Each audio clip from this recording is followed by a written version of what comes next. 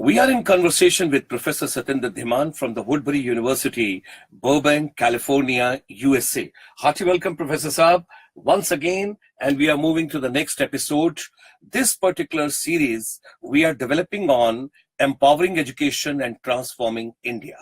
How basically the entire education system in India should be empowered while empowering our educator. And today's episode, this particular program today, we are dedicating to cultural diversity of India, because we have got so many cultures, so many cuisines, so many costumes, so many festivals, so many fairs, so many programs in this particular country. You go 20 kilometers, the dialect changes, all that. So when we talk about cultural diversity, how would you like to link it up with education? Sure. There has been a lot of research lately about how culture plays a role in life, in learning, and in leadership. A lot of research on that. Life, learning, and leadership. Wow. We all know that culture gets transmitted through basically three things. One, it gets transmitted through language. So, as I commented yesterday, there is no culture without language, which is called Madri Zuban, mother tongue. That's why Matrabhasha. That's why I would like to say that if India wants to preserve its Sanskriti, there is no Sanskriti without Sanskrit. There's no Sanskriti. Because language is not just language to communicate. Language also preserves the symbols. Language also preserves the vitality. The beauty of our language is that it is very rich. The alphabet of Sanskrit is almost double than the alphabet of English. What does that do? It gives us more range to think philosophically.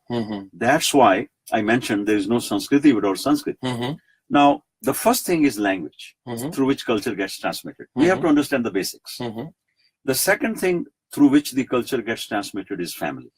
Family? Yeah, the sanskar, we call it sanskar, which get carried from one generation to another generation. The custodian of those sanskars, the nurturing, the incubator of that is family. That's where they get nurtured. In a lighter way, when I put it, always when you go for the marriage proposals for your children, for your brothers, sisters and all, they say, family ko dekho. Yes. Family kaisi hai? Exactly. You are not marrying a boy or a girl. You are marrying the families. The marriage is between two families. Why? Because they have to do the vyavahar, the culture after for the rest of the life. So family is important. The third thing through which culture gets transmitted is some form of religious or faith-based institution or ceremony. There is no, according to anthropology, there is no society in human history which has been there and which has preserved itself without its faith in some form of religious or some sort of belief system has to be there. Now, this is how culture gets transmitted. But the beauty and the uniqueness of Indian culture, I wanted to come to that part, so that one of the interesting things I noticed, there is a great craze in India for Western as well as Western experts.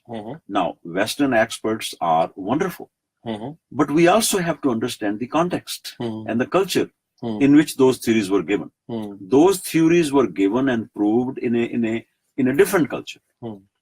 If India has to make its education system world class, then India has to leverage its cultural roots. Our values, the way the values are emphasized, as you mentioned about family, are different. I will share with you a very interesting story, which comes from the life of Kautilya Chanakya. The story is something like this. One day, Chanakya, the great strategist of the world, who is the author of Arthashastra, he was in his hut, in his home, he was working on some very important treatise, some kind of book about state policy. And as he was writing, it was getting dark, so there was a lamp. You know, in those days there was no electricity, so there was a lamp which was lit by his side, and somebody informed him that some visitor has come to see him.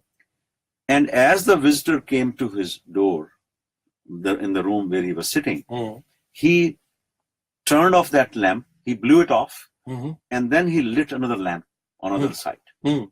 Now the visitor became very confused. He said, "Sir, when I came, there was a lamp already. Yeah. But why did you turn it off? And why did you light another lamp?" Then this is the beauty of Indian culture. Then Chanakya explained. He said, "Sir, when you came, I was working on a state treatise, a book for the state policy. And the oil in that lamp came from state income. Now our conversation is personal. Yes. The oil in this lamp came from my salary savings." Okay.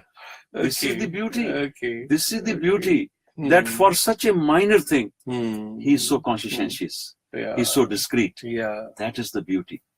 The beauty of Indian culture is that we pay more attention to the content.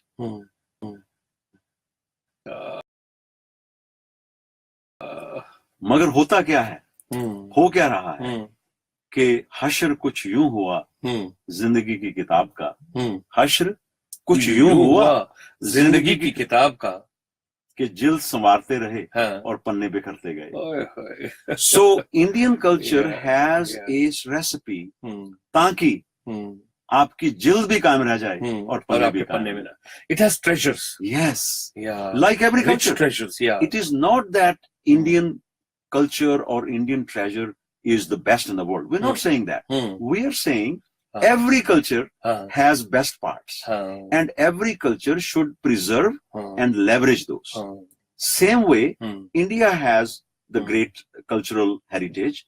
It should leverage that, and it should be preserve it and optimize it. And it should use that culture moving forward into the future. Wow. Cultural integration in education system. Yes. Wow. Again, I come to the same. We started the series today, and I use the metaphor. I would like to close today's series by the same metaphor. Sharma ji, it is all about two things: roots and wings.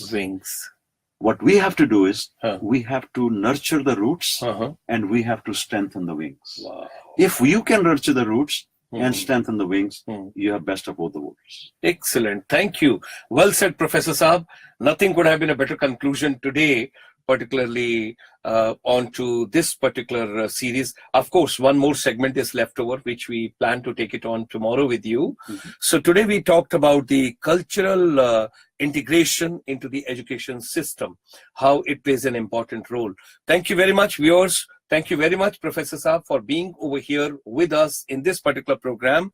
Professor Satinder Dhiman at present on 4th of January 2018 is visiting India as a Woodbury professor, which is in the Burbank Woodbury University in California, USA. He is the president of the ICSI, International Chamber for Service Industry, the chamber which is dedicated to empowering the services sector in India in all respects whatsoever best can be done. Thank you, Professor. Education system you have mentioned, very, very important. We started this particular series and we have taken a couple of episodes, and further we would be taking it out now. And till then, we would request our viewers, kindly subscribe. You can meet us, you can see us on youtube.com/GS Motivator. You can also comment, you can also like, you can send your suggestions, you can follow us on the Facebook, Twitter, and Instagram. Till we meet next, thank you very much, Professor Saab, and thank you very much, our viewers, and particularly special thanks to our educators, education system, our trainers, our motivators, our counselors, our teachers. Let's strengthen together, empowering education of India and transforming India.